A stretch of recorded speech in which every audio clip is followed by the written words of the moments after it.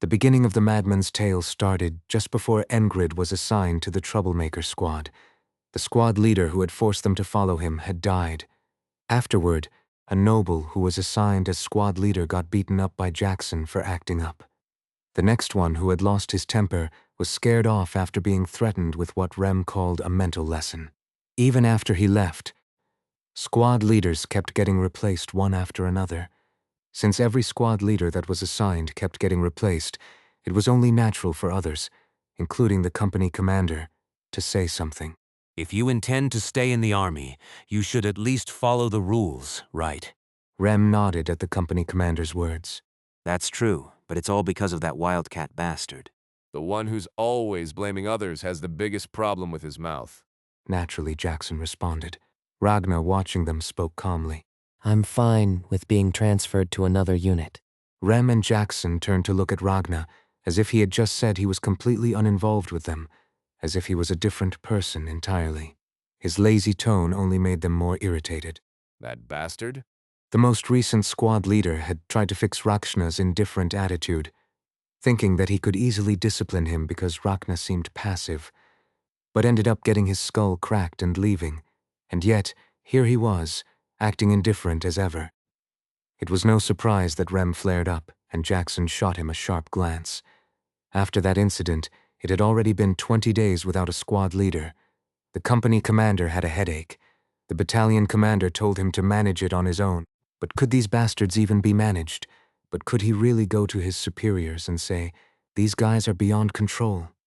That would be as good as admitting he was incompetent, like saying, "I'm useless."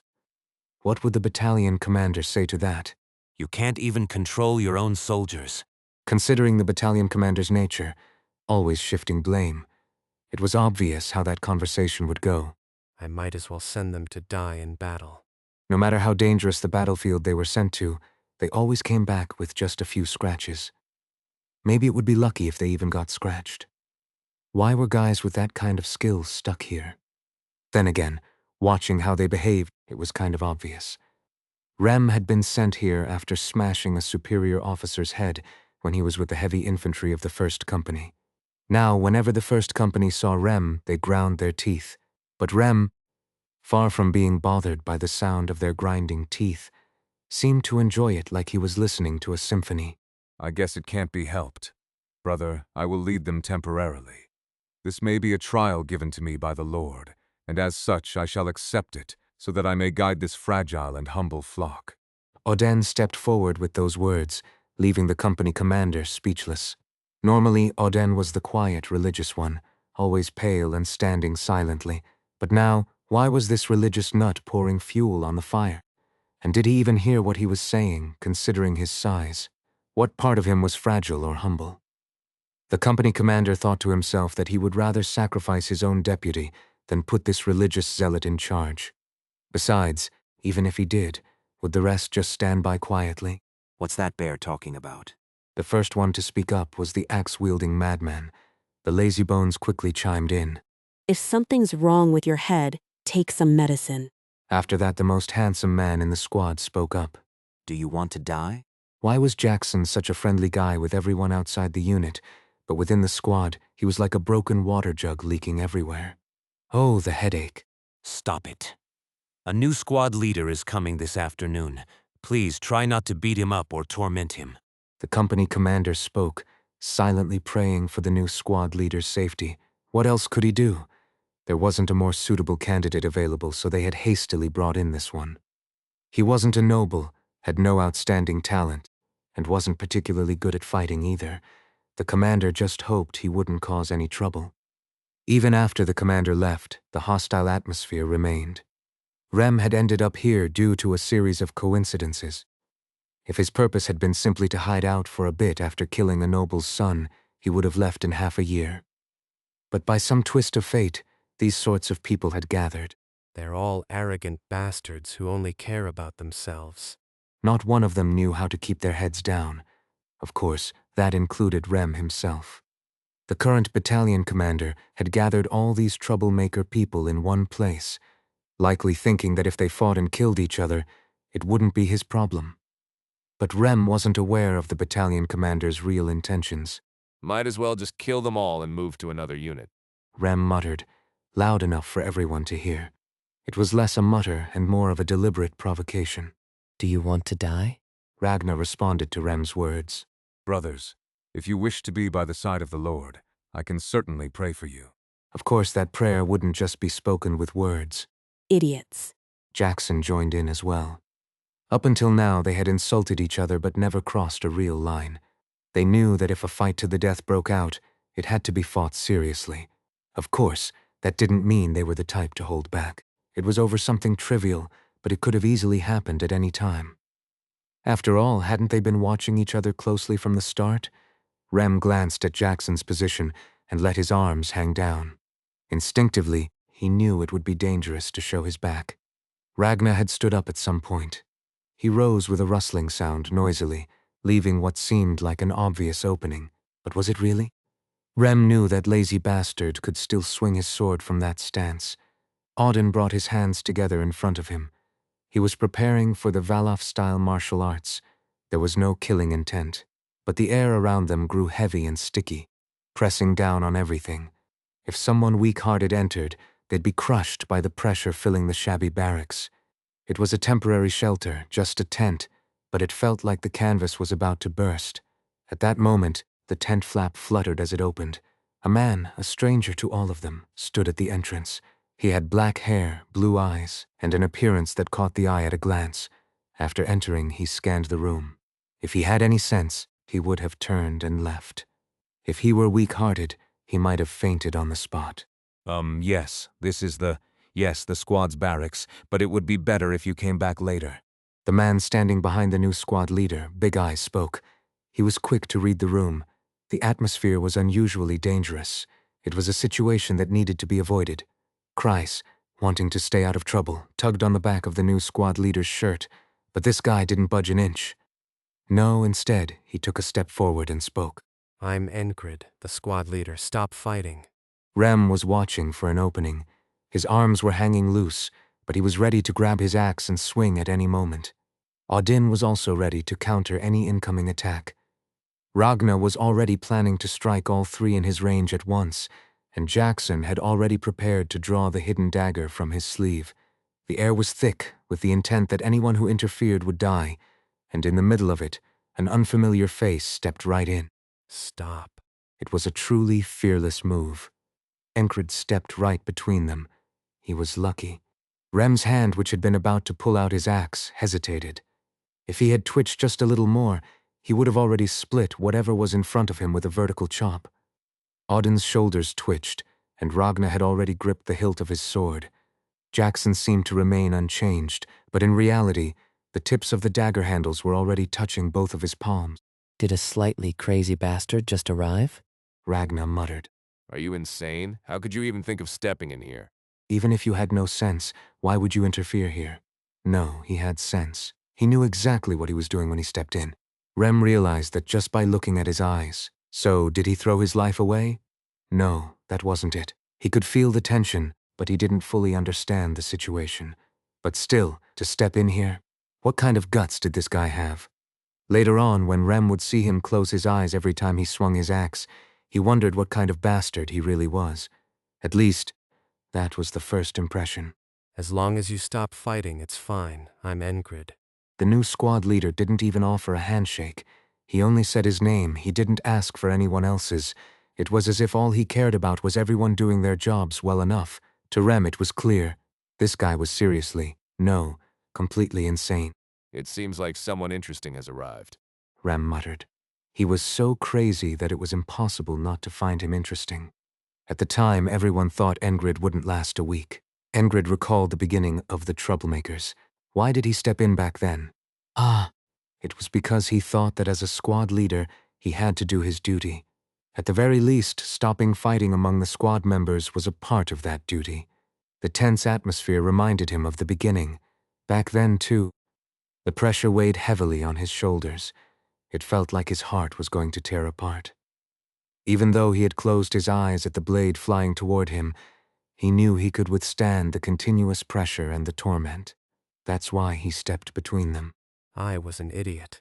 Rem stood there with his arms hanging down. The axe dangled from his waist. His preparations were complete. To Rem's left, Ragnar stood with both hands softly gripping the hilt of his sword. Opposite him, Audun, smiling like a frozen statue, had his fists gathered just in front of his abdomen. Everyone was prepared. If you entered with a half-hearted mindset, you'd die. You'd absolutely die. The pressure turned into momentum and stabbed at the heart. Even though none of them consciously acknowledged it, the effect was similar to intimidation. Before, he couldn't see it, but now he could. But did that change anything? No, it didn't. It didn't matter whether they pressed down with that pressure or not. Enkrid was itching to show what he had learned and mastered. Hadn't he been waiting for his body to recover, just so he could show the swordsmanship he had learned? He didn't care if they fought or not. Enkrid drew his sword. Instead of the dwarf's gladius, it was a long silver blade. Shying! He drew it slowly and held it with both hands. It was a sword Ragnar had given him. He had taken it after killing a junior knight. Was it from Aya of the Brown Stool? A peculiar name for a junior knight. The blade was razor-sharp and as sturdy as a broken sword could be. Well, it was the sword of a junior knight from the Aspen Royal Knights after all. The grip, wrapped in beast leather, fit perfectly in his hand. After gripping and focusing, Enkrid confidently walked between them. Teresa and Dunbachel, who were watching, furrowed their brows. He's walking between them. Esther had stepped away for a bit, and Kreis had gone to the market, so there was no one around to get killed by a stray blade. Before, he had walked in unknowingly. Now he walked in fully aware and received the momentum of all three. He faced it alone. He positioned himself with Ragnar in front of him, Audun to his right, and Rem to his left. In that state, he said, Not bad. and then he pivoted on his left foot and twisted his body, swinging his sword. The move began with a moment of will. With the rotation of his waist, the sword, now gripped in his right hand alone, shot forward like a point. It was smoother and more graceful than before. It was the end of a short, sharp, piercing sound. The blade was suddenly aimed between Rem's eyebrows. Shit. Rem's axe moved. His axe became a streak of light as well. Light against light. Steel met steel and a harmony began. Yes, it was the beginning. The tense air exploded. Enkrid had shown Rem a moment of his skill to start, and then he leaped to the right. It seemed like he was giving distance, but then he abruptly stopped. It was the Valen mercenary sword technique, a misdirecting step, pretending to approach only to stop and slash downward from above. It was the crushing sword, a sword of pressure based on will and intimidation. As it bore down, Audun let out a shout. Father. Even his battle cry was so like Audun. Voom. The air trembled, the crushing sword was pushed back, but it didn't end there. As everyone reacted, Ragnar, who had been maintaining his stance, was still in position. Enkrid ignored Audun and rushed at Ragnar instead. Using the crushing sword to buy time, he shifted his body away. Are you just going to stand there watching? He threw out the words and swung his sword. It was the unnamed correct sword technique, a technique that forces the opponent into a particular movement pattern. He deliberately aimed at Ragnar's right shoulder. By not hiding his intent, he forced Ragnar to dodge.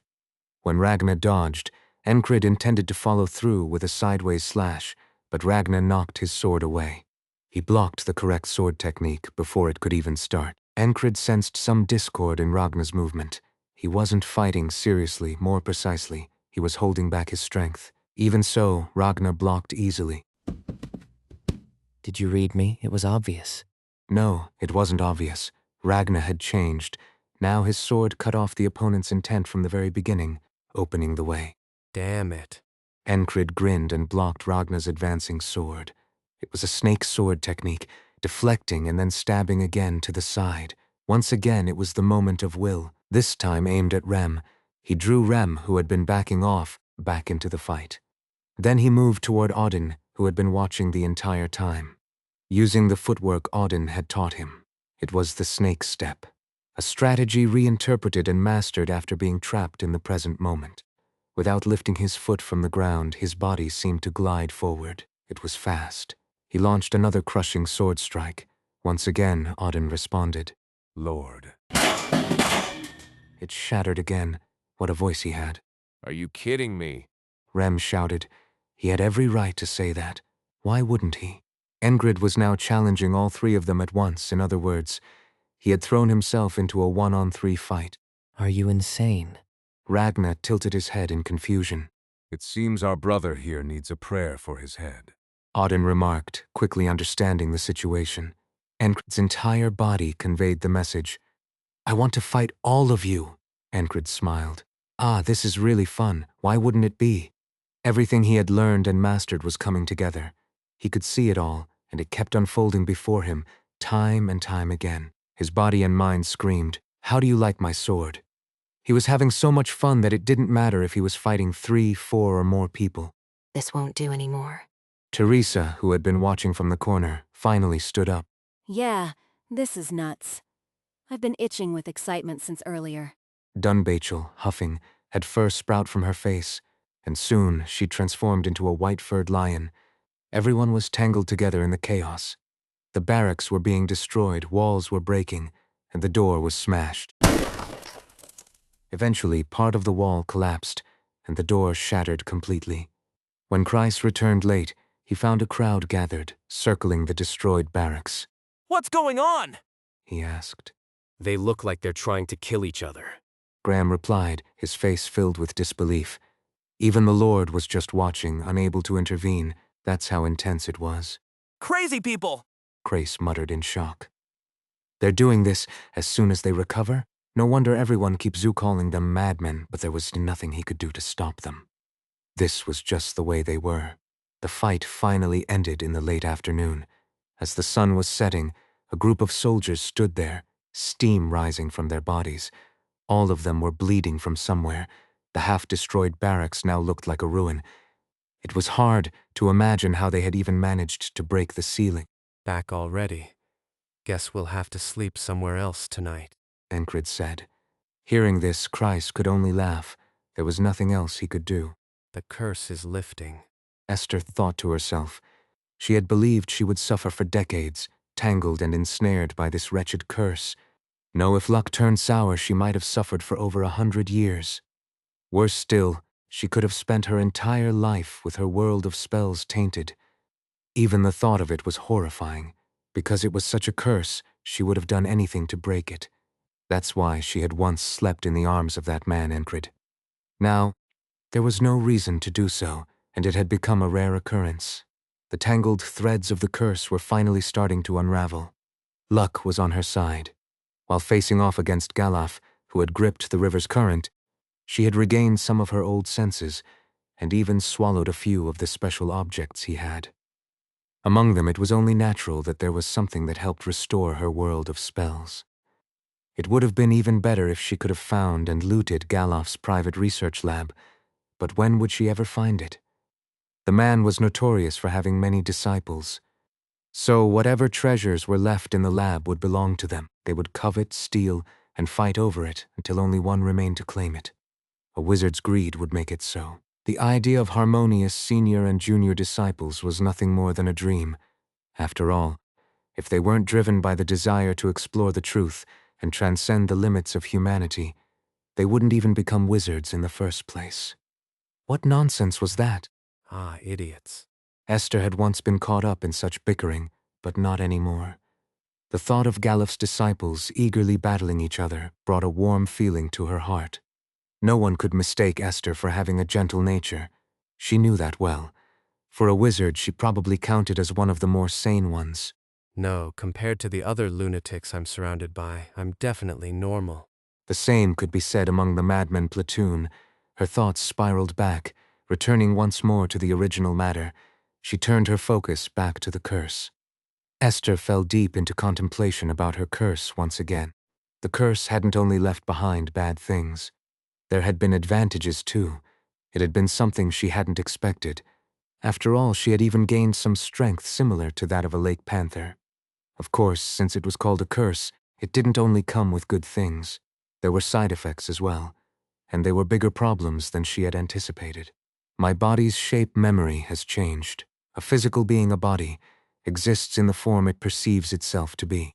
Especially for wizards who manipulate the realm of spells, the world of the mind, they must accurately perceive their own body to maintain their physical form. If not, They could be consumed by their world of spells and become a malevolent spirit. Should I push myself here? If she pushed too hard, she could still maintain her human form, but one small mistake, and she might reach a point of no return. Esther made her choice. She gave up on strictly maintaining her human form. Living as half-panther wouldn't be too bad. She could figure out how to solve this issue in a different way later, but there was something even more frustrating than that. Stagnation. Her world of spells had stagnated, even though she had resolved the curse and constantly pondered and deliberated. It had come to a standstill, it had stopped, there was no progress. It left her deeply uncomfortable. So, what should she do? The same as before. She would wait for inspiration, train her spells, and refine the shape of her world over and over again. Wasn't there someone beside her who had broken through his limits with endless repetition? Thinking of Enkrid gave her an inexplicable sense of certainty that she too would somehow resolve her issue. The frustration eased a little. She felt better. It was truly fascinating how just thinking of a person could have such an effect. With her mind roughly settled on her own issues, Esther made her way back to the barracks. Draped in her black robe, she walked between the soldiers' quarters. She was a beauty who drew everyone's attention. Usually, people couldn't help but stare, but today there were fewer such glances. She didn't feel disappointed. She just sensed something was off. Esther quickened her pace. Soon she saw Enkrid. More precisely, she saw Enkrid fighting, destroying the barracks in the process. It was purely by chance, but chance itself was likely the result of the cause and effect accumulated over time. Enkrid had just driven back Teresa and Dunbachel by using the crushing sword 3 times in a row and was now pressuring Rem. You think this crap will work on me? Rem shouted in defiance, swinging his axe over his head. There was no actual sound, but Esther heard something similar to that in her mind. The spell Demuller's Scythe was a spell that compressed wind to launch a vacuum blade. It was an excellent spell in terms of both cutting power and speed. What was wind and vacuum spell, after all? To be precise, it was an art that manipulated pressure. So what was the ultimate form of wind, pressure, and vacuum spells? It was influencing atmospheric pressure. That's how strange pressure anomalies appeared. Some of the swordsmanship Enkrid displayed lingered in Esther's mind, stimulating her thoughts. A wizard immerses themselves in their own world. If she slipped into meditation at this point, she knew she would stand there with a vacant expression, but there was no other choice. It was an opportunity to weave something new into her world of spells. She couldn't let it pass. What is this? Cries gave a sharp reprimand, and Enkrid, summoning strength in his trembling legs, replied. A sparring match. What else was there to say? Cries didn't press further. What's done was done. What good would complaining do? It wouldn't fix the wrecked barracks, and Enkrid wasn't the type to reflect on it. For whatever reason, a soft smile was curling at the corner of his lips. He had a relieved expression. That subtle smile had a way of making people feel at ease. Naturally, Christ didn't feel like reprimanding him any further. Is this a rebellion?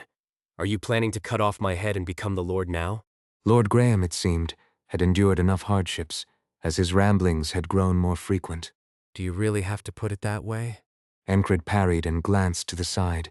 He saw a stunning beauty who always stole attention wherever she went, standing still. It was Esther. He noticed she had come closer, but then suddenly stopped, like a wax figure, quietly breathing without moving. The soldiers watching had formed a circle around her. None dared to lay a hand on her. After all, Esther was part of the Madmen platoon. She was a wizard who could transform into a panther, wearing only a black robe, and had once said she'd gouge out the eyes of anyone who dared peek at her body. In other words, she was extremely dangerous. Enkrid approached the wizard. He saw that her eyes had gone unfocused. What was wrong with her now? He had no way of knowing. It wasn't common for someone to see his swordsmanship and get inspired to make changes to their world of spells, and Enkrid was no wizard. There was no way he could understand. Esther was highly sensitive about anyone touching her body. The only one who could was Enkrid. He turned and embraced her. Starting from her legs, he lifted her effortlessly. As he held her, her body went limp. She looked like someone who had mentally checked out while standing up. Is this how it felt, when he lost himself completely in the sword? She looks a lot like the captain when he drools. Kreis muttered as he glanced over. Enkrid didn't bother to guess what was going on with Esther. It was wizard business. Who knew what was happening? She should at least be put down on a bed. Her eyes were glazed over, completely out of it. But when Enkrid turned around, all he could see was the wrecked barracks. Clear out one of the other barracks. Graham stepped in. If you're after the Lord's seat, try asking instead of aiming for my neck. Since when has this man become so fond of making jokes? Enkrid chuckled quietly. Having poured out everything he had just learned and mastered, he felt relieved. No, it was more than just relief. He could see a path forward as well. You've changed, brother. Auden complimented him. You're not bad. Ragnar muttered. Dunbachel had fainted, and Teresa, who had recklessly rushed in, had her arm twisted by Auden. Though it wasn't broken, she would need at least a day to rest. Enkrid laid Esther down as best he could and stepped outside. After that, he went looking for Rem. You crazy bastard, did you roast someone's heart on the battlefield or something? That was Rem's way of saying Enkrid had gotten stronger. Do people in the West gain strength by eating human flesh? There are some madmen who believe that. Rem said, wrapping himself in heated leather. His sweat seemed to have cooled down. They had all just moved to the barracks next door. Apart from those inside, the only one outside was Rem. That in itself was strange. He wasn't going to wash up, and it didn't seem like he had anything to say, so why was he hanging around here? Rem, of all people. Enkrid narrowed his eyes, but instead of staying silent, he spoke. Rem, What is it? never mind. Right before the sparring at the start of all this, why had the mood shifted the way it had? It was because of Rem. Enkrid figured it out instinctively. Auden had also subtly hinted at it. He hadn't had much time to observe Rem closely, being busy with people constantly seeking him out. But he had noticed something strange in Rem's demeanor. Not exactly dangerous, but he definitely exuded a sharp tension. Would Rem give a straight answer if asked what was going on? Perhaps, but even if he knew, what could he do about it? You always stop halfway when you're talking. Isn't it annoying to leave things unfinished? Rem grumbled. At least that sharp edge, which had been almost dangerous, had softened for the time being. Enkrid decided to skip the back-and-forth questions. Tomorrow morning, What? we'll have a proper spar. One-on-one. When Enkrid finished speaking with his eyes, a small smile crept onto Rem's lips. You really have no plans to get that head of yours checked, do you? What, do you think you can handle me by yourself? Just don't cry when you lose. Enkrid skillfully retorted with his tongue. Rem laughed out loud at that. All right then, fine. I'll make sure you end up in tears. After exchanging something akin to a challenge, Enkrid walked away, and Rem quietly gazed up at the sky from where he stood. The stars shone brightly in the night sky, the warmth of the heated leather and the warmth stones wrapped around his body. As he heard the sound of Enkrid's footsteps fading away, Rem felt his mind settle. A soft chuckle escaped him. What does that guy know acting like that? The thought crossed his mind. What could he possibly know? Rem recalled that lazy idiot with no sense of direction. What have you been up to? He wondered to himself. Of course, there was no need to ask directly. Enkrid had changed. Rem had noticed the difference. That was what started all of this. It was the reason for the strange tension in the air. It wasn't Ragnar's provocation, it was Rem who had sensed it. He knew that Enkrid's swordsmanship would be different from before. You could tell just by looking. There was a subtly altered atmosphere. Of course, you only truly know by fighting. You only know who's stronger after crossing swords. If the difference in skill isn't obvious, that's how it goes. The issue was that Rem had reacted to that change. He had become sensitive. What if I use the sling? Naturally, he began thinking of ways to counter Ragnar. His spirit rose, provoking Ragnar, and Ragnar had no intention of backing down. Do you want to be buried that badly? Ragnar didn't hold back with his taunts either, and it wasn't in Rem's nature to retreat. I'll break your skull. That was how it started. Rem looked up at the night sky and thought. Is this the price for what I gave up? Even such thoughts crossed his mind. His memory reached far into the past. He recalled the curse a fortune teller had placed on him when he left. You're giving up that power, that right. You will pay the price. Yeah, I'll handle it. Rem had said, turning his back. At those words, the fortune teller had pounded their chest and coughed up blood. They had been so furious. But the past is the past and the present is the present. Ragnar is Ragnar and Rem is Rem. That damn stray cat. If Jackson had been around, Would things have been a little less tense? He didn't like the guy, but he couldn't really wish him dead either. Enkrid was too much of a central figure for that. This time, Ragnar's change had triggered something like a competitive spirit in him, but Rem decided to shake it off. If things go bad, I can always go back and take it. In the past, in the place where he was born and raised, there was something he had left behind. What would happen to the thing he had given up? If he were to retrieve it, he would easily be able to look down on people like Ragnar from above. The next morning, after moving to a new barracks, Enkrid began his early morning training. Auden had suggested they do proper training after a few days of observation. Even now, Enkrid would sweat profusely each morning, his arms and legs trembling. So, what exactly was this proper training? Just hearing about it gave Dunbachel second thoughts. Should I quit? Teresa, though she didn't show it outwardly, had pupils that wavered. That's how extreme Auden's training methods were, far beyond normal standards, yet Enkrid remained calm. I'm looking forward to it, he had said. Hearing this, Teresa and Dunbachel both realized just how strong-willed Enkrid was. It also served as a motivation for the two of them. Having someone next to you who never gives up, no matter what, had ignited a fire within the half-blood giant and the beastkin as well. I won't fall behind. Dunbachel reaffirmed her determination. The wandering Teresa doesn't know the meaning of surrender, she thought, and so, after finishing the morning training, Enkrid was about to spar with Rem. Company commander. A messenger came running to call for Enkrid. What is it? You need to come right away. After driving out Count Molson, Enkrid had personally handled the fallout of the situation caused by him. It was a hassle, but it was the right thing to do. However, losing training time because of this was a different matter. A noble. He couldn't just tell them to go away. Even if it was a lower-tier noble, one without hereditary rights, a noble was still a noble. Enkrid was truly annoyed. He suddenly felt the need to find a solution to this issue. There was a process he had been considering. Enkrid called for it. Kreis. He better not be slacking off. No matter what, Enkrid had no intention of letting anything interfere with his training and conditioning just to deal with people who sought him out. Enkrid's resolve was clear. Rubbing his eyes, big eyes, who had just woken up, replied, Yes? with a yawn before speaking. Time to make a move, don't you think?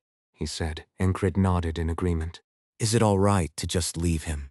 Lord Graham's adjutant asked, looking at his superior. He wondered if this was really okay. They had just left Enkrid to some noble or merchant lord, whoever that person was. They had found him, so perhaps it was the right thing to do, but wasn't this something that could have been handled by the Lord himself? Since he couldn't voice all of his thoughts, his question remained brief. Lord Graham answered while gripping his sword. And if we didn't leave him, for now I'm still the Lord. If he doesn't like it, he'll come to cut off my head. The adjutant thought the Lord had been too reckless with his own life lately, but he couldn't say anything. Even from his perspective, if Enkrid set his mind to it, becoming the Lord would be no big deal for him. More than anything, Graham seemed full of resolve to offer his head willingly. Understood. The adjutant agreed. There was nothing more to say. Instead, he looked at his lord. For the first time in a long while, he saw a sense of passion in him. Graham, with his eyes half closed, slowly lowered his sword. The crushing sword. Had the swordsmanship that Enkrid displayed only influenced Esther? No. For the first time in a long while, Graham's heart raced. His heart throbbed wildly. An irresistible urge and desire spiraled within him, becoming fuel for a fire. His emotions became the fuel that drove his body. Ah. As he continued to swing his sword, a small realization struck him. Graham recalled the training he had done yesterday, the day before, and the entire week. He had not neglected his practice. He hadn't neglected it, but had it been his best? Had he truly given his all? No, he hadn't. He had grown complacent, merely settling for the present. He had been preoccupied with maintaining the status quo. Had he used the excuse of being too busy because he became a lord? Had he thought there was nowhere left to ascend?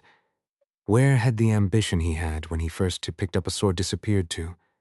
Could he speak of that in front of that man? That man was none other than Enkrid, the one who claimed to dream of becoming a knight, now the one walking that path. When he had first joined the unit, Graham had nothing but ridicule for him. Rumors circulated that Enkrid had sold his body to his squad members, rumors that disgusted him. He had been nothing more than a low-ranking soldier. It was only natural for Graham to feel a sense of rivalry when he witnessed Enkrid's transformation. Through the sword, Graham gained clarity, and it made him reflect on his entire life. Just because I'm a lord doesn't mean I have to put down my sword. Graham knew that he wasn't particularly smart, which is why he handed over most of his duties to his adjutant. He even entrusted tasks to Big Eyes from the Madman platoon, whose cunning was notorious. He minimized interactions with others whenever possible, but now he was so eager to swing his sword that it drove him mad. The adjutant couldn't stop his lord. He wasn't so different himself. Would you like a duel? He, too, was part of the heavy infantry unit, a veteran, and regarded as an elite soldier. Now he was not only the Lord's adjutant but also his bodyguard. Naturally, he had also seen Enkrid. He had witnessed Enkrid's transformation, seen his current state, and even watched his recent battle. It would be a lie to say he didn't feel anything. Let's fight. I'll show you the difference between you and me. The Lord nodded. It wasn't something that only affected the two of them. It had impacted the entire unit. Even the ferry company commander wasn't an exception. Sinar repeated the same motion over and over with her Nidil. She was honing her precision and meticulousness. What had inspired her was Enkrid's back when he faced the knight. He blocked. The vivid emotional blade composed of those 3 words. Sinar had seen it.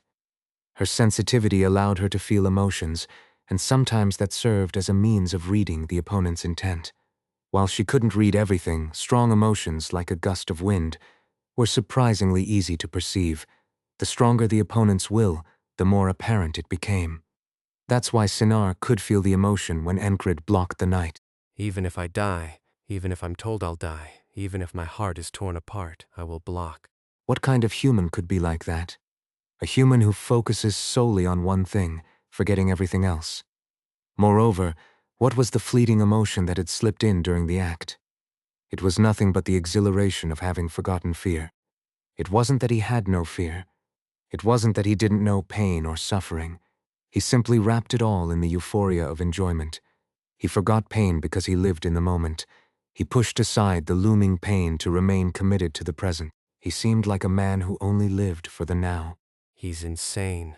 Sinar could say that firmly.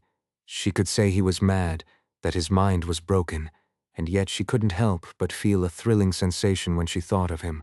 Fairies are supposed to control their emotions and not feel things like thrill, but now she forgot such control. The Nidil in Sinar's hand began to dance. Starting from precision, she advanced, forgetting form and structure. The energy within her body, which she had stored for so long, began to move on its own. She let it be. She didn't control it. Right now she just wanted to wield her sword. Enkrid's back had made her feel that way. Why wouldn't I be able to do it too? It was only natural that Enkrid's exploits had inspired the soldiers in the unit, especially those who prided themselves on their swordsmanship. In fact, many soldiers who had witnessed his prowess on the battlefield had followed him from Green Pearl all the way here. After joining the border guard, they openly boasted about their fighting skills and demanded to be part of the Madman platoon. It was something that drew attention. Naturally, one of the original soldiers of the border guard confronted one of them. You think you're a tough guy? You sure talk a lot. The soldier from Green Pearl didn't back down from the provocation. To be precise, it was one of the soldiers who had been talking up Enkrid. His name was Jansen. Turning his head, Jansen responded. I'm pretty decent. He had fought on the front lines in the last battle. He had also been training hard every day after watching Enkrid. He had undergone rigorous training, something he had never done before. His confidence wasn't unwarranted. But I will keep moving forward. A soldier behind him said, glancing at Jansen. That somehow rubbed his pride the wrong way. The opponent in front of him, a guy named Bell, nodded and stepped forward. He had the look of someone ready for a fight. But I will keep moving forward, Jansen said. Yeah, I will keep moving forward, Bell responded. He was a soldier who had undergone the intense training of the Madman platoon, including occasional focused drills. The soldier from Green Pearl ended up seeing stars in broad daylight that day. He took Bell's punch with his forehead, only to be knocked flat by the follow-up blow to his temple. A difference in skill. More than that, a clear difference in mindset. Does it hurt? There are plenty like me around here. Bell said this while rubbing his forehead, and the fallen soldier lifted his head. Johnson. All right, welcome. Jansen promptly joined Bell's squad. This didn't only happen to Jansen. Everyone who had seen Enkrid's fight became intensely focused on their training. They all poured out sweat like madmen. Even though there were no formal training drills from the madmen platoon, they took it upon themselves to push hard. In a way, the entire barracks seemed filled with nothing but madmen. Of course, not everyone was training. Some took the opportunity to rest, and a few managed to avoid the drills altogether. Everything was done by free will, so nothing was forced. However, even those resting knew instinctively, if I'm the only one slacking off while everyone else is training, it would be natural to fall behind in the battlefield, and so the motivation spread throughout the ranks. Rem was no different. He too had started swinging his axe. Even though it was the tail end of winter, seeing Rem without his heated leather gear was a rare sight. Are you hurt somewhere? Kreis, who was hurrying by, showed enough concern to ask. If you don't want an axe decoration in your head, get lost. Kreis quickly backed off. Following Rem's lead, Dunbachel also began training like a man possessed, as if someone were chasing her. Although Rem didn't go out of his way to torment her like before, he mixed sparring, training, and advice when necessary. Are all beastmen as dumb as you? That's a racist comment. So what? You want to die? At times, it seemed like Rem was just venting his frustration, but all in all, it was working out for the better. Dunbachel, after all, learned a lot despite the beatings. Auden, too, noticed the changes. Ragnar had changed, and so had his commander. What did he feel from this? A lot.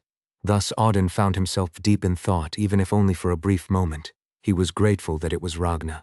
If Rem had changed. The barbarian would have jumped in without hesitation, demanding a spar and enjoying the situation with his superior strength. But Ragnar didn't act that way. He remained lazy as ever. Now, unlike before, he would occasionally swing a sword and even spar with the commander. But he didn't engage in provocations just to weigh down on Rem or Auden. Most of all, he now seemed lost in thought, often staring blankly, barely stepping outside the barracks. Still, it was uncomfortable.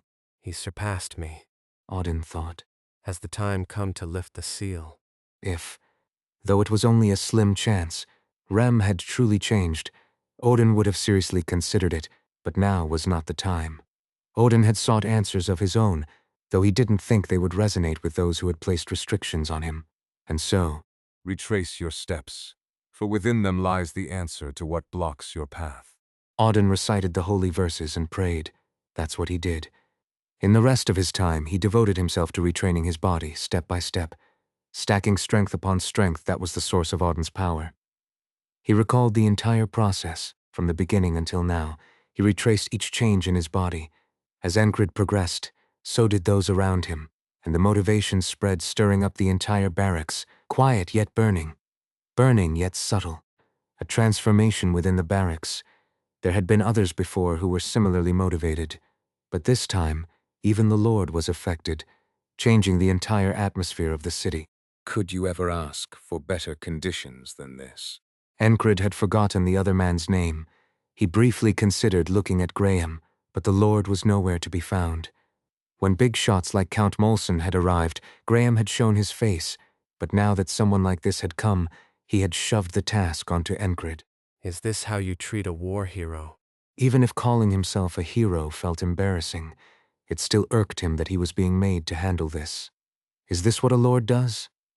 Enkrid suddenly had an overwhelming desire to spar with Graham.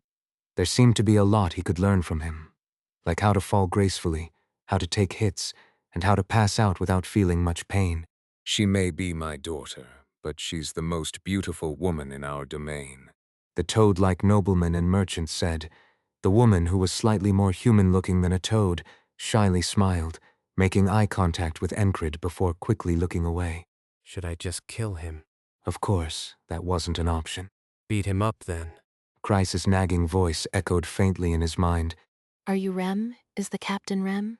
Sinar was busy with something today, so there was no help from her either. Esther was holed up, meditating, with no intention of coming out. Should I have brought Rem? If he had, things would have been wrapped up quickly after controlling Rem's inevitable rampage. He should have sparred with Rem that morning. Even the disruption to his schedule bothered him. Still, this wasn't the place to vent his frustrations.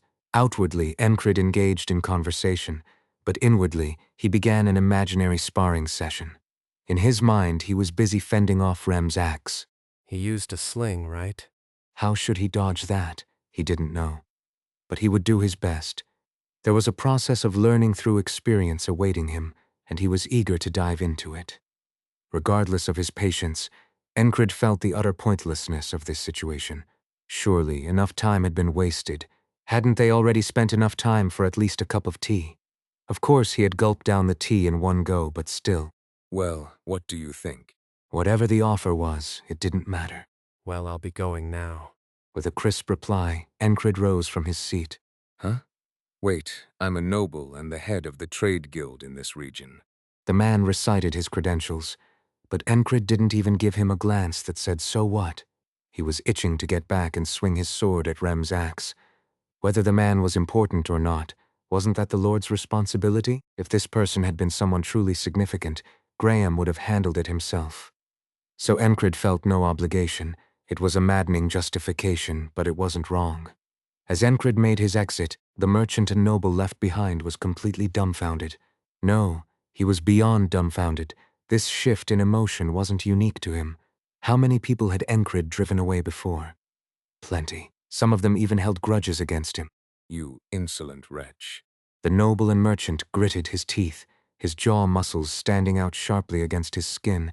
His daughter, who had come along, was on the verge of tears. Seeing a man who hadn't even made eye contact with her once filled her with sorrow.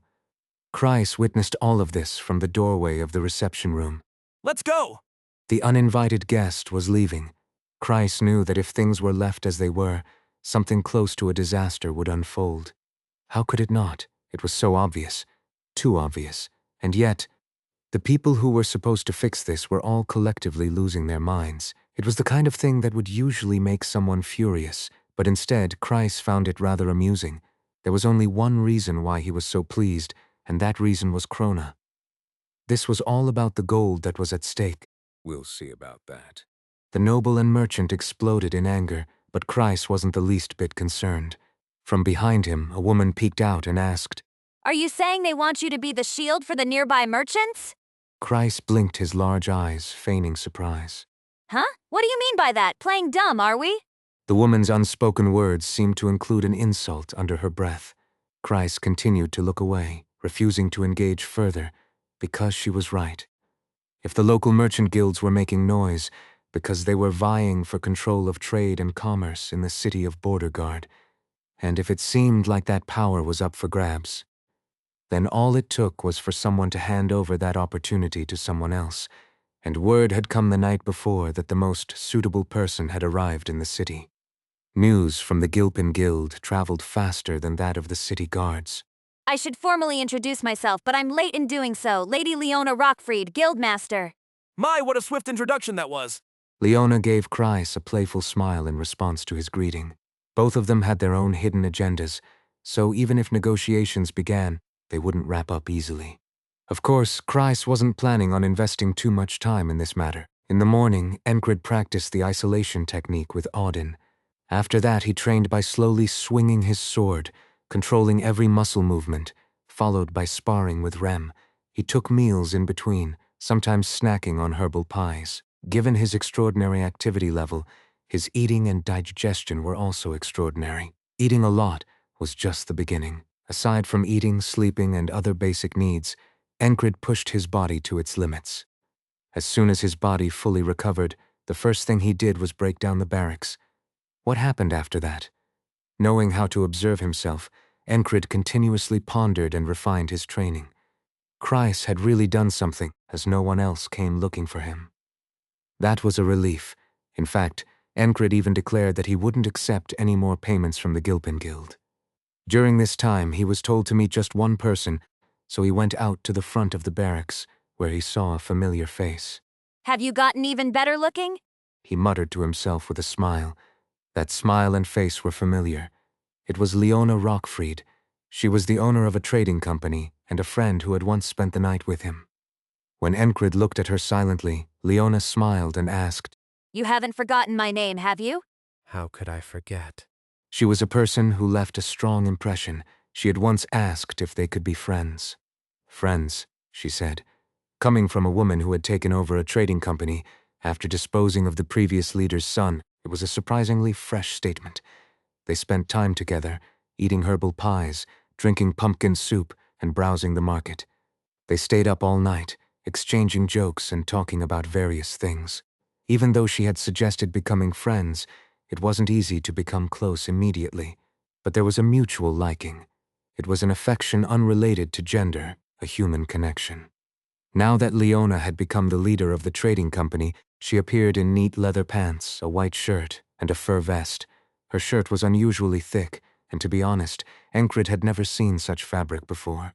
Seeing it made him think that it would be great if the fabric was woven thicker and used as the lining for a gambeson. As expected, his thoughts were only about fighting, battles, and swords. Anyway, they met in front of the barracks, and Kreis, who was watching from the side, muttered, Where does she see that he's gotten better looking?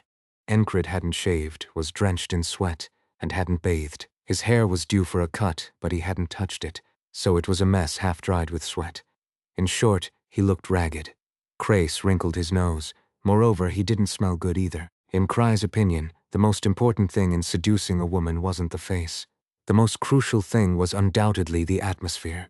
Even if a man had exceptionally large eyes, a high nose bridge, and full lips, he couldn't surpass a certain atmosphere. So what creates that atmosphere? It's a combination of factors. Scent, gaze, attitude, appearance, a well-trained body. Of course, appearance is included, but it's not everything. That's how Kreis viewed the atmosphere. So, is Enkrid's current atmosphere deadly attractive to women? Maybe to a sword-obsessed maniac, but not in a way that would appeal to a woman, definitely not. It was almost embarrassing to associate him with the word charisma. Why don't you take a bath? It's a waste of time. Enkrid replied to Kreis without even turning his head. He was recalling his past and reflecting on his experiences. Saying he didn't have time to turn his head would be more accurate. A night's rest. There were no signals of romantic interest, and no physical contact either. They just talked. They rested. At the end of that rest, what did Enkrid gain? He could never forget it. It was the feeling. He recalled the trajectory of swinging his sword, the step he took beforehand, the movement of his shoulders, and then he learned to quickly draw a line connecting dot to dot. It was when he grasped a part of the concept of speed. What he learned at that time wasn't important. The process was important. By recalling the process, he remembered the sensations of that time. That didn't mean he was going to do something about it right now. This was more about making slight adjustments in direction. Since he was already on the right path, it was more about getting a little extra help. So now, he thought it was time to greet the friend he hadn't seen in a while. You've really changed, Leona said, staring into Enkrid's eyes. She was the leader of a trading company. It was only natural that she had a unique eye for people, although her comment about his looks changing was half joking, half serious. It wasn't about his appearance. The atmosphere was different from the last time she saw him. How intriguing. He had changed. It was hard to pinpoint exactly how. Leona simply felt it by intuition, both a woman's intuition and that of a trade leader. Well, considering how he had changed, it wasn't surprising he had achieved such feats and spread his name far and wide, was it? There wasn't a single place in the capital or nearby cities where Enkrid's name wasn't known. Have I gotten more wrinkles? Enkrid casually joked. That's just you trying to tease me, isn't it? Leona responded with a quick retort. The two exchanged smiles, their eyes crinkling in amusement. Should they go have some tea somewhere? Before Enkrid could even think about it, Kreis gestured, and a few soldiers set up a table and chairs. Such preparedness. Enkrid's intuition was sharp. He sensed that Kreis had a reason for summoning him here.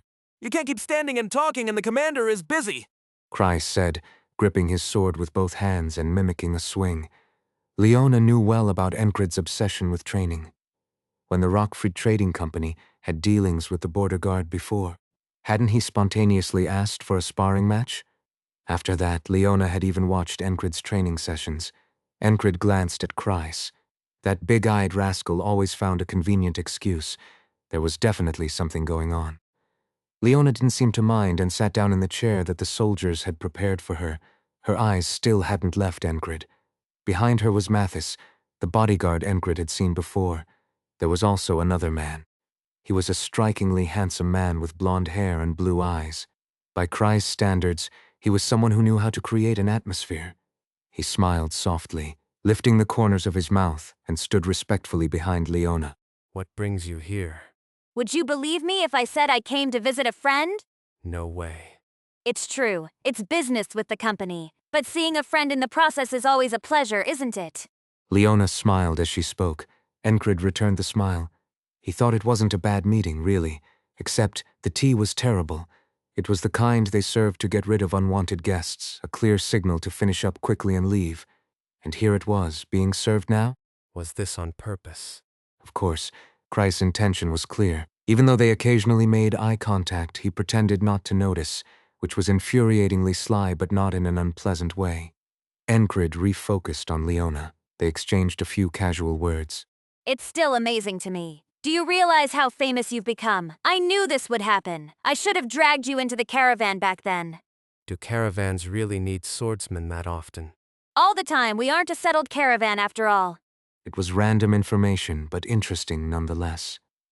Leona explained that caravans come in two forms, roaming and settled. While many caravans used a combination of both, the Rockfried Trading Company leaned heavily toward being a roaming one. Because of that, they encountered many issues, but ever since the previous leader's time, they had no real patronage and had no choice but to rely on roaming trade. Enkrid wasn't foolish. He understood the hidden meaning behind Leona's words. It wasn't that they didn't have any patrons, but rather that there was no mutually beneficial relationship. Even if there had been, the other party likely tried to swallow the entire trading company or betray them. All of those situations had shaped the Rockfried Trading Company into what it was today. Not having a settlement or a home base makes it difficult to exert influence within a region. In many cases, to gain benefits, one would need to connect with local trading companies. Given this situation, the Rockfried Trading Company likely established the Rockfried trade route to secure profits and began trading with groups like the Glacier Rangers, the Black Leather Guild, and the Shepherds of the Wilderness. There aren't many caravans that would trade with those three groups. That's how the Rockfried Trading Company had operated until now. But should they continue like this? No, they also needed a home base.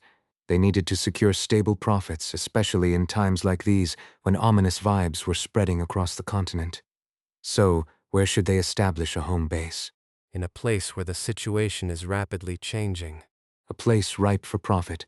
Somewhere with unstable internal politics, possibly on the brink of civil war, or a city that has recently risen in value. In other words, a place like the Border Guard. It was perfectly suitable as a home base. Enkrid had roughly grasped the situation.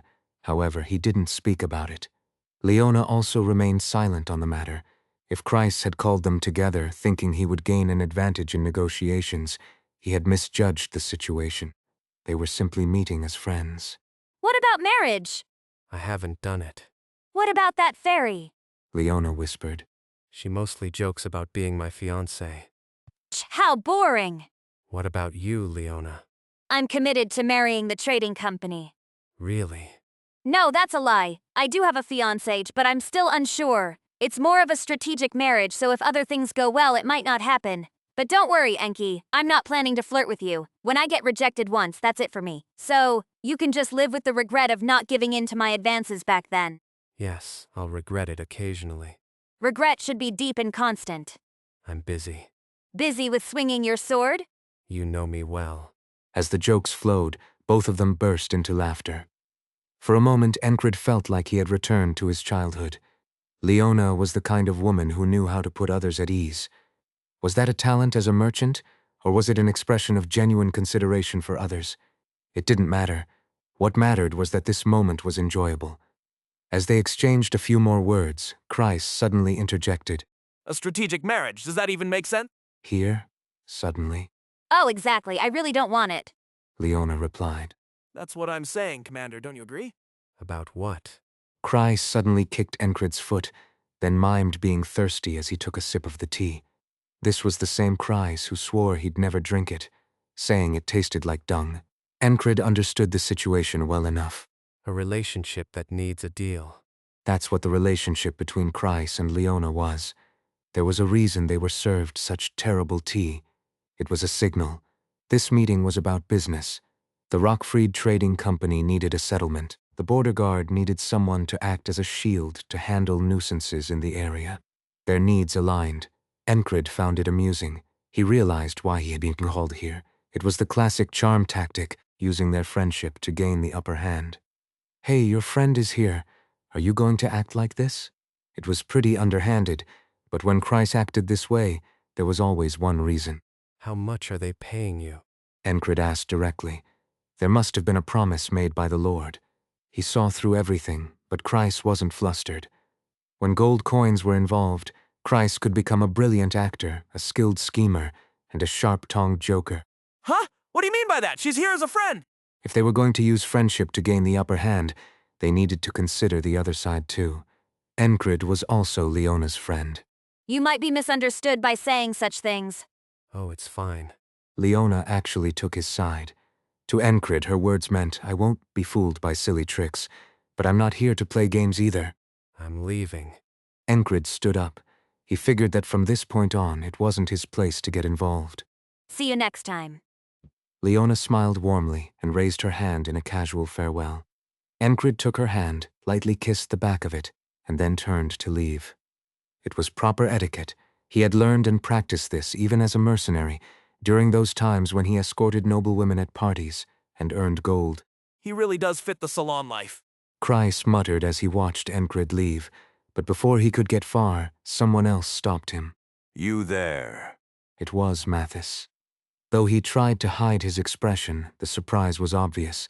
Even after hearing the rumors, he hadn't believed them. Mathis had seen Enkrid before, yet couldn't believe the fame surrounding him. He had thought half of it was exaggerated, but seeing Enkrid now, there was a distinct air of confidence about him. He really did seem like a master swordsman, if his eyes weren't deceiving him. Can we spar? Mathis asked. Enkrid had come out in the middle of his training. 3 swords still hung from his waist. A gladius, a long sword with a silver blade, and ember. Any time. There was no refusal. Leona didn't stop it either. She knew Mathis well. If he stepped forward without her saying anything, it meant something had stirred him. Their swords were drawn, and after gauging each other for a moment, both moved in without needing to say a word.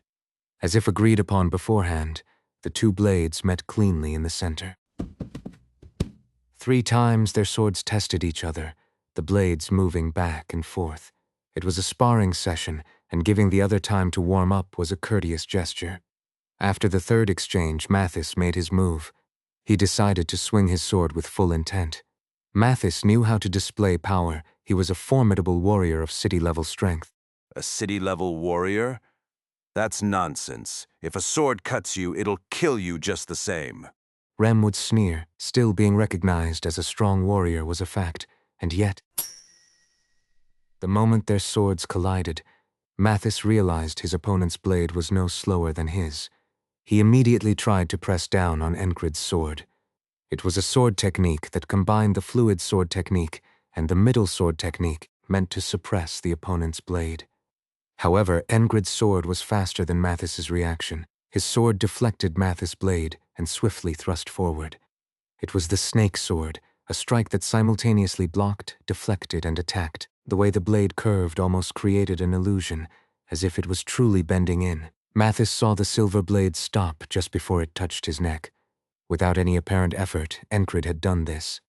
Moreover, the level of swordsmanship seemed far superior to his own. Ha! A sense of futility washed over him. If he compared Enkrid now to the last time he'd seen him, he would believe this was a completely different person. The gap in skill was clear. Even if he hadn't let his guard down, the result would have been the same. Holding out any longer would have been meaningless. Then... Enkrid didn't bother with comforting the defeated. He simply turned away. At the same time, he thought that Mathis would surely find a way to pick himself back up. Mathis wasn't a knight, but a warrior of the trading company. As long as he remembered his duty, he would handle it. Behind him, Kreis began negotiations. As Enkrid overheard the words being exchanged, he thought to himself, That bastard. Enkrid finally understood what Kreis had been planning from the start. Well then, the tasks you're to handle and what the border guard will provide have all been settled. Kreis had no intention of having long, drawn-out negotiations with these merchants. By bringing Enkrid here and making him seem like an ally of Leona, Kreis forced both sides to reveal all their cards. That way, neither could betray each other, as they would both lose face in front of Enkrid. They had to uphold their honor and keep the deal fair. In other words, Kreis had called him to play the role of arbitrator. That cunning mind. It really seemed like he was one of the sharpest on the continent. No wonder he managed to handle so many tasks without running into any major issues. After that, the Rockfried Trading Company opened its shop in the border guard's territory. Naturally, there was pushback from other local merchants, but the Rockfried Trading Company found its footing by accepting what they needed to and pushing back where necessary. It only took about a month. During that time, Enkrid continued swinging his sword, day after day repeating the same motions as if today was no different from yesterday. Even without a sense of progress, Enkrid was the kind of person who could continue like that. But now, there was also a sense of progress. In other words, the month had not been wasted. Having fun? Rem asked during a sparring session, and Enkrid responded with a grin. Of course. How could someone keep this up if they didn't enjoy it? Rem acknowledged it. His commander was definitely a madman. Hadn't he nearly sent Enkrid to the afterlife with his axe just a moment ago? It was almost as if they were fated to repeat today's unintended incident.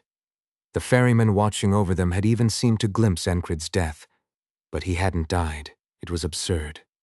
The ferryman, having witnessed everything, couldn't help but leave his third and final praise. What in the world do you have inside your head? After all, what could possibly be going through the mind of someone who spent an entire month doing nothing but swinging a sword? It was a question to which the answer was already known. Training. It was still the same. Nobles, merchants, or city officials kept visiting, but Enkrid no longer cared, and that was fine. Kreis was handling things well in the middle. When he was told to use his wits, he really did. Have I come all this way just to not meet even one soldier from this city? Even when a crafty noble came calling. No, you cannot. Kreis responded like a puppet. Occasionally, there were those who tried to make a show of force. Want to fight? There was Frog Mailrun, who had become Kreis's guard.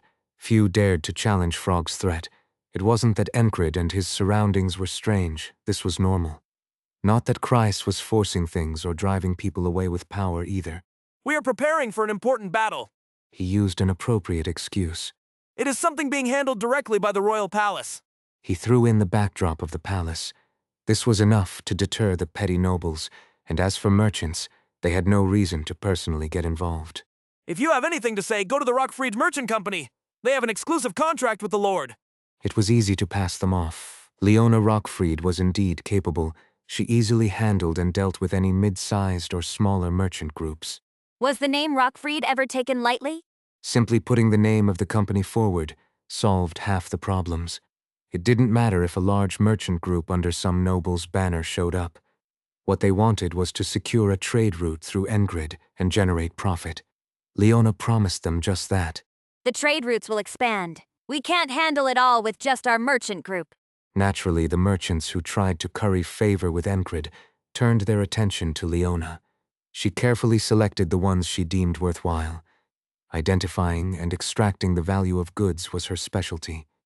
Having witnessed her performance, Kreis was more than satisfied with her selection. To think something that could have become so complicated with the captain's presence was resolved this easily. If not for Enkrid, Kreis would probably still be negotiating various trivial matters with Leona. It would be a lie to say that Enkrid had nothing to do with the reason for leaving all those trivial tasks behind and taking on this duty. Indeed, Enkrid was a precious figure. He was destined to be the star and ace of the salon. Even though Kreis handled matters so well, it didn't mean that Enkrid had a lot of free time. No, he was now busy doing what he truly desired. Come at me. He was so engrossed in sparring that there was no room for idleness. Be careful not to die. Enkrid also occasionally trained Rem's wit as he participated in the sparring. The sparring was intense. At a glance, it looked like reckless madness, as if they were putting their lives on the line, but it was beneficial for both Enkrid and Rem. Naturally, Dunbaichel and Teresa joined in, and Auden assisted as well. Only Ragnar was absent. Sometimes he swung his sword into the air, or fell into a meditative state that resembled dozing off. Everyone except Ragnar was inwardly astonished by Enkrid. It was hard not to be. When did this happen? Dunbaichel felt the growing gap between them even more. Teresa saw an insurmountable wall that could not be overcome, even with her mixed giant strength and tricks. Of course, neither of them gave up upon seeing the wall or gap. There was someone before their eyes who had crawled up from the bottom. In front of such a person, giving up was not an option. Not mentally, nor physically.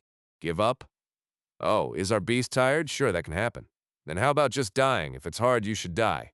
If Dunbaichel even showed the slightest hint of giving up, Rem would step in. Sister, the sacred texts say that sometimes another shock can make one forget their original pain. Auden also wouldn't hesitate to administer a different kind of shock, a physical one to Teresa. Of course, neither of them ever said such things aloud. I, too. Teresa could only make a resolution. Dunbaichel was no different. Both women were accustomed to looking upwards, moving forward and advancing. Their mindset had significantly changed from before. Both had heard stories of what kind of person Enkrid was, and how he had come this far.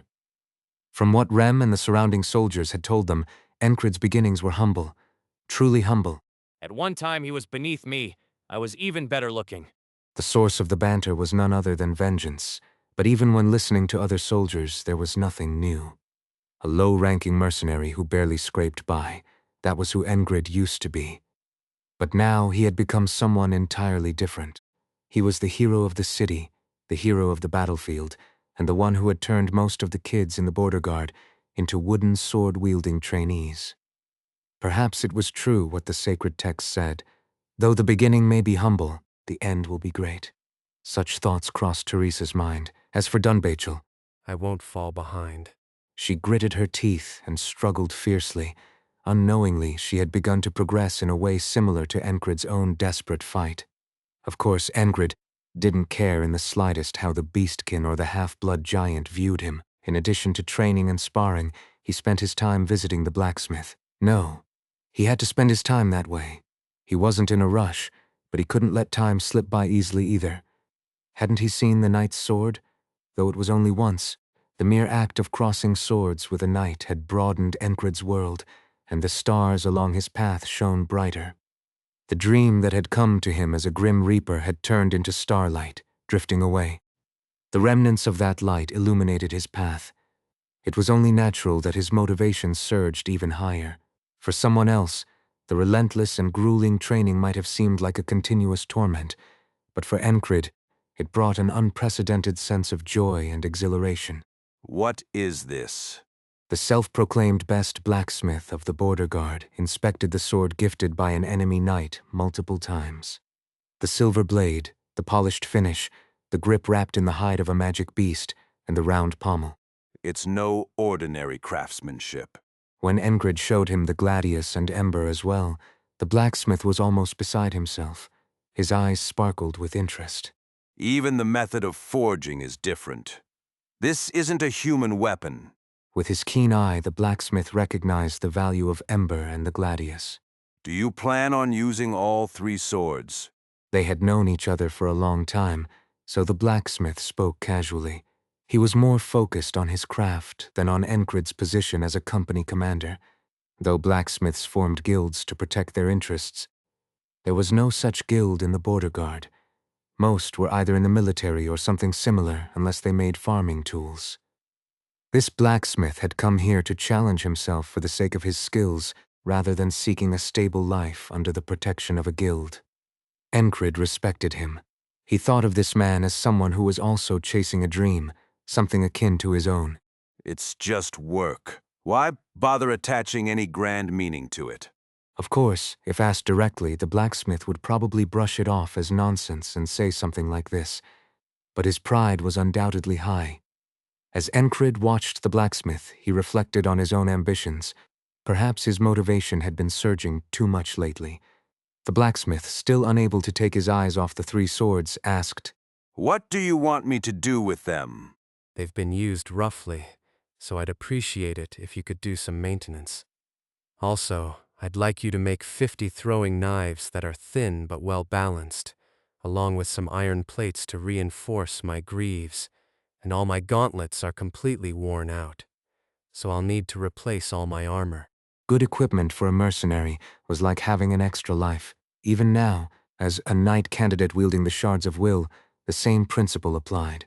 If I'd had a cheap longsword in my hand when I received the knight's sword, it would have been strangely irritating and frustrating. More importantly, a well-crafted weapon suited to one's hand brings joy to any swordsman. It's also part of their skill. In that sense, the knight who had come earlier without his favored weapon was arrogant. It was overconfidence. Thanks to that, he managed to escape. But should he learn from that arrogance? Or should he avoid becoming like that after seeing the failure born from such arrogance? Enkrid chose the latter. He invested krona in his equipment and weapons. The payment? Charge it to the castle. Very well. The Lord would take care of the cost. The blacksmith sharpened the 3 swords, polished them with a whetstone, and inspected them thoroughly. There were no issues. While Enkrid had learned how to care for his weapons during his mercenary days, there was a distinct difference in the touch of a skilled craftsman. But of course, he couldn't afford to neglect his training just to learn the craft. Oh, and do you have any maces and axes? I'd like to check out some polearms and blunt weapons too.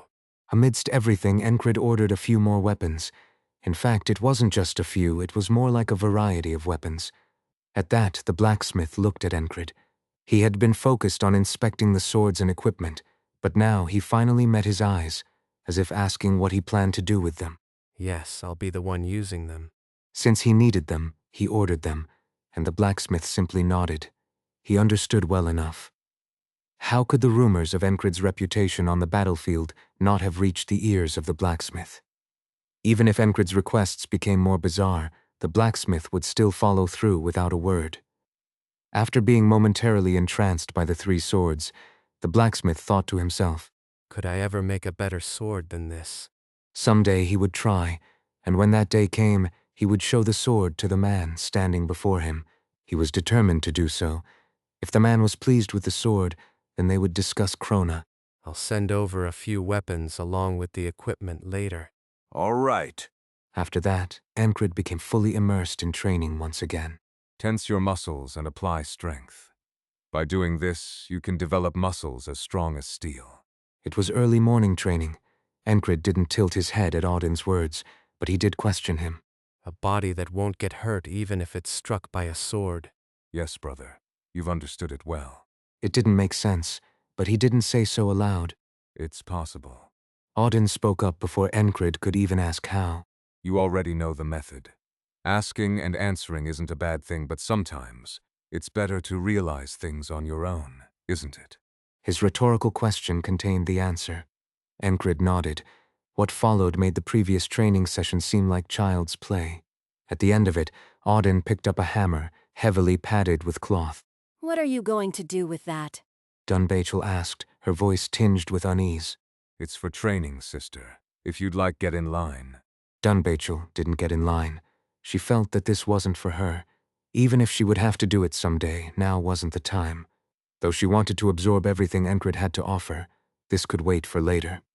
But Enkrid silently followed Audin's instructions, and as a result, it was simple. Tense your muscles and take the hit. That was all there was to it. Audin swung the hammer, padded with cloth, at Enkrid's side. It wasn't a particularly hard hit, but for an ordinary person, it would have been enough to break ribs and shake their internal organs. Ho-ho, very good. Audin struck with just the right amount of force. With just a glance, he could gauge the durability of Enkrid's body, and Enkrid took the hit. Isn't that just torture? Kreis, who happened to be passing by, remarked as he witnessed the scene. No matter how busy he was, it was a sight he couldn't tear his eyes away from. This is training that will strengthen both body and soul. If you'd like, get in line, brother. If you did that to me, it'd be murder, Audin. Kreis spoke with utmost seriousness before running off. He fled so quickly his feet seemed to disappear. Yes, run. Enkrid watched Kreis fade into the distance and took a deep breath. Inhale. Tighten your core, the center of your body. The moment you waver, something will give now. Auden's words echoed as the cloth-wrapped hammer struck Enkrid's side again. The impact shot through his entire body. A sharp sensation jolted his mind. Does he enjoy this? Enkrid wondered to himself as he felt the pain. Could Auden be enjoying hitting him? His lips seemed to curl up higher than usual. Auden already had a subtle smile on his face, but now it seemed even more pronounced. From the outside, the smile looked genuinely compassionate, but appearances can be deceiving. The devil comes in the guise of an angel. Enkrid subconsciously repeated the phrase from the sacred texts that he had heard countless times. I'm looking forward to the day we can remove the cloth, brother. Even though hitting with the cloth-covered hammer already seemed extreme, Auden spoke of what was to come. Enkrid smiled faintly. So am I. If this was truly pointless, it would be meaningless, but it wasn't. Willpower stirred within him. Something derived from the will of rejection settled into his body, manifesting a form of resistance. Was it rejecting the impact? No, it was different. It was enduring it. Among the techniques used by knights, there were a few standardized skills. Intimidation was one of them. Many knight candidates specialized in it for that reason. It was considered a foundational skill. Naturally, there were other standardized techniques as well. One of them was endure. Known as the power to endure, it was originally a technique of the paladins but had since spread to the entire knightly order. In terms of its utility, the instinctive reaction that occurs the moment you're struck. It was like donning iron armor over your body to ignore that response. When you mastered this and could cover your entire body with it, it became the foundation of a knight's skills. At that point, your body would not be cut by blades. Now, he understood why the brown-haired knight had been so shocked when Ragnar's sword cut him, and Enkrid realized something else. Will. You can't simply train your muscles and expect them to withstand a blade, but what if you enveloped your body in an iron-like will, as if armoring it? Another milestone had come into view. Was it because he had witnessed such brutal training that he was now so motivated? It was hard to say. Even Enkrid's sparring with Rem had taken on a newfound intensity. This isn't like before where you were holding back. You've improved, truly. Rem gripped his two axes, and after 16 exchanges, Enkrid managed to leave a cut on his cheek, so Enkrid said, "Oh, did that hurt? Maybe I should have gone a little easier on you." Let's do that. Let's die today. I'll cremate you and scatter your ashes in the river. The shortened exchange was no less provocative. What would he cremate and scatter? Ashes, of course. It was essentially a way of saying, "You're the one who's going to die." But why did he make it sound so dignified? Rem felt a bit of urgency due to Ragnar's transformation. He realized he needed to change too, and so his training time increased. He began swinging his axes through the air. His overflowing motivation drove his body. Despite the provocation, it didn't bother him. Rem's energy shifted. Even as Enkrid watched this, he finished his thought. "You're good with a sling, aren't you?" Hearing this suggestion to use a new weapon, Rem became so immersed in the moment that he forgot about his surroundings and drew out his weapon.